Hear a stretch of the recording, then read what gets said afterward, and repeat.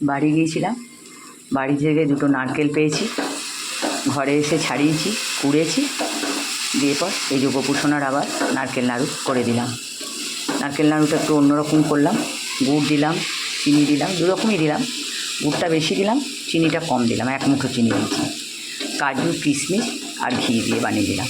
আমার গোপুসোনা বেশ সুন্দরভাবে খেতে পারবে। এসব খেতে তো আমার গোপুসোনা খুব ভালোবাসে।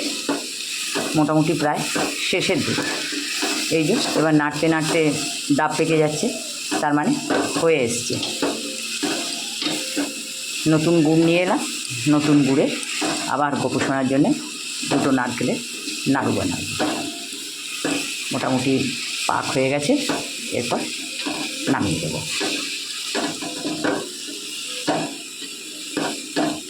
গোপুসোনা নারকেল নাড়ু খেতে আমার খুব ভালোবাসে। গোপুসোনা নারকেল নাড়ু, মোয়া এসব খেতে খুব ভালোবাসে।